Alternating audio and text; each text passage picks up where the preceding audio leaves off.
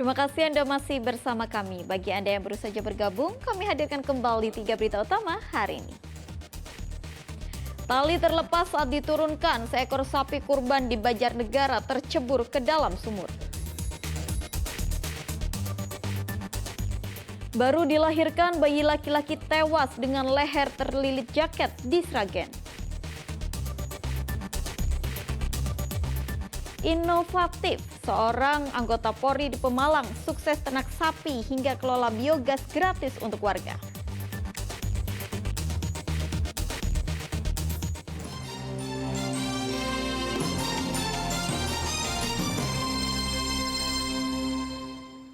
Atlet muda menjuarai 11 kategori dari turnamen bulu tangkis Wali Kota Cup 2024 di Kota Semarang. Hasil turnamen menunjukkan perkembangan atlet bulu tangkis di Jawa Tengah sudah baik. Turnamen Geraha Padma Wali Kota Cup sampai babak final. Sejumlah atlet muda dari kategori usia 11, 13, dan 15 berhasil meraih gelar juara untuk 11 kategori. Atlet PB Jarum mendominasi gelar juara dengan meraih 5 gelar juara. Lalu Eksis Badminton Club dengan 3 gelar juara, diikuti PB Champion Klaten dengan 2 gelar juara, dan Jaya Raya Satria mendapatkan 1 gelar. Mereka menyambut baik ajang kejuaraan swasta nasional ini karena menambah motivasi mereka dalam berlatih sekaligus melatih mental bermain.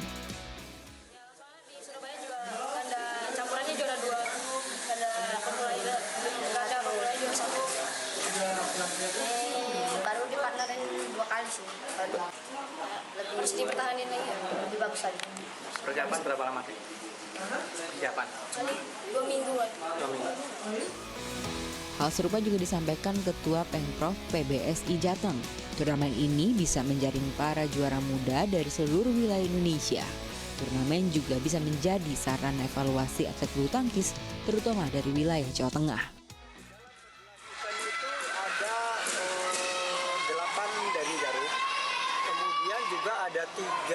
Ada tiga dari non Jarum, tapi di Jawa Tengah. Nah ini tadi saya lihat bahwa yang non Jarum itu juga ada champion Klaten, dua-duanya juara. Artinya apa? Pembinaan di Jawa Tengah ini sudah mulai merata. Turnamen yang digelar di Kota Semarang ini diikuti 826 atlet dari 171 klub bulu tangkis di beberapa daerah di Indonesia. Ajang olahraga tingkat nasional masuk dalam agenda kalender PBSI dan akan terus digelar tiap tahunnya. Ali Muftagiri melaporkan dari Kota Semarang.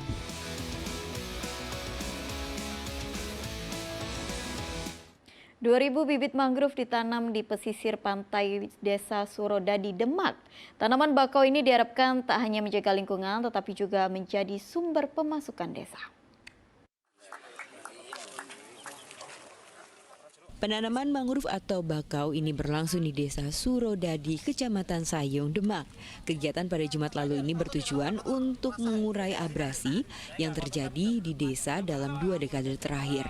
Adanya penanaman mangrove dinilai mampu mengurangi banjir rob di wilayah pesisir. Selain itu, kehadiran mangrove juga bisa mendongkrak sisi ekonomi karena menjadi lahan tumbuhnya biota laut lain. Untuk menanggulangi abrasi, mampu menangkap sedimen apabila ada sedimen yang masuk sehingga tidak langsung terbuang ke laut.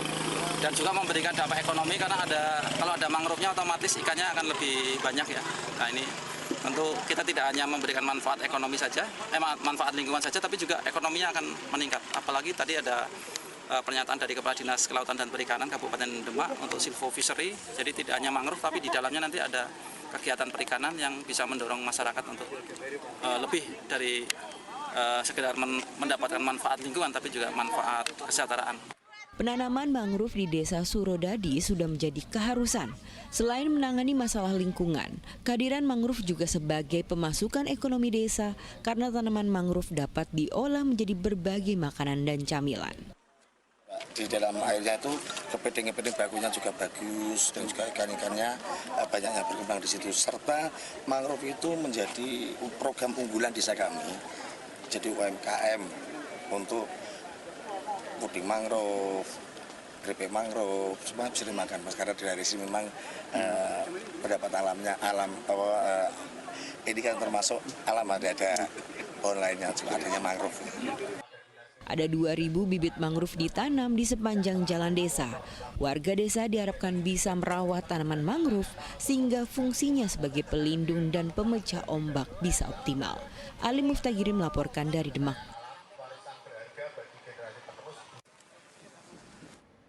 Seorang pria tunawicara di Sukoharjo mampu menghasilkan lukisan unik dengan media kulit kambing. Bahkan harga seni itu diminati pasar mancanegara.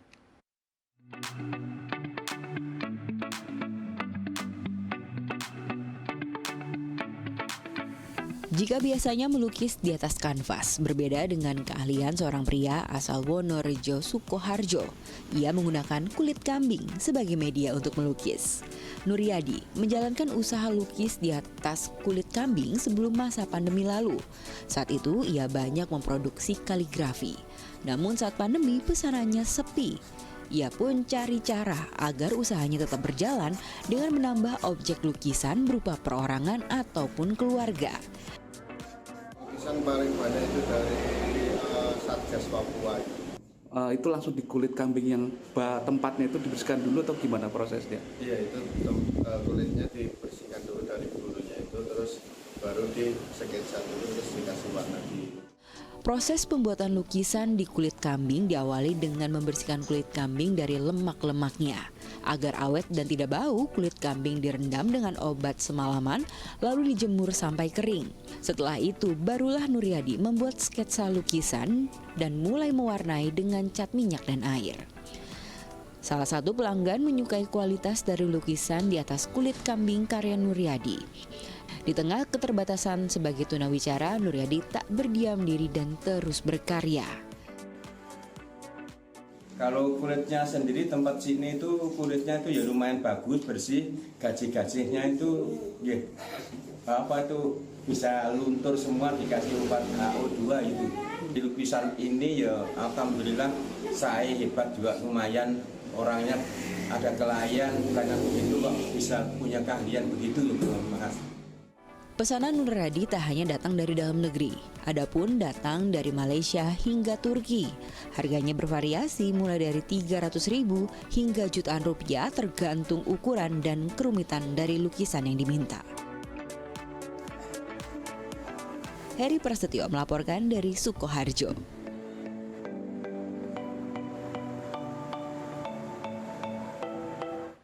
Seorang anggota Polri di Pemalang sukses menggeluti usaha ternak sapi modal dari tabungan gajinya.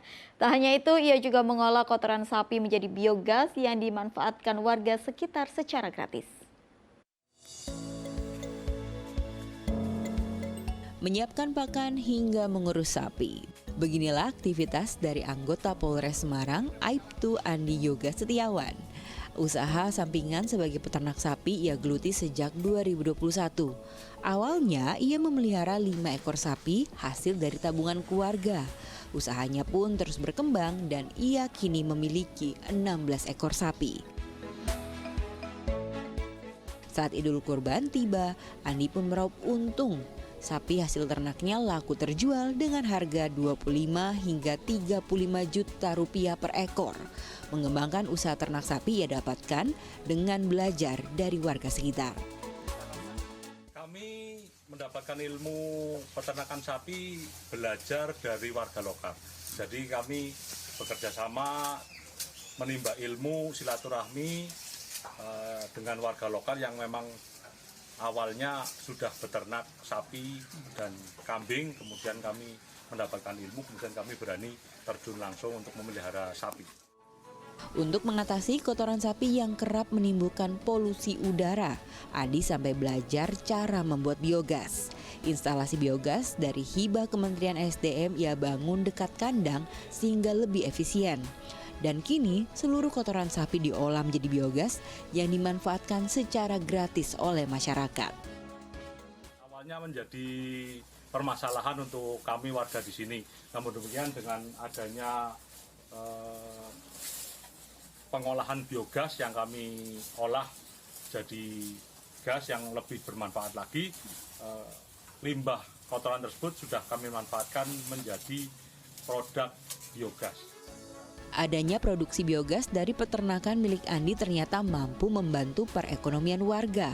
Sejak 2 bulan terakhir pemakaian biogas sebagai sumber gas rumah tangga, warga kini bisa berhemat karena tak perlu lagi membeli gas. Baru sekitar 2 bulan. 2 bulan. Iya. Gimana Pak, menghemat atau enggak?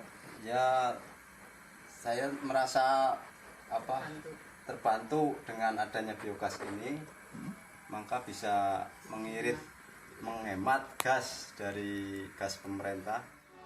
Produksi biogas dilakukan 2 kali sehari setiap pagi dan sore saat pembersihan kandang sapi. Saat ini ada 5 rumah warga yang memanfaatkan biogas sebagai sumber gas untuk masak. Kuncoro Wijayanto melaporkan dari Pemalang.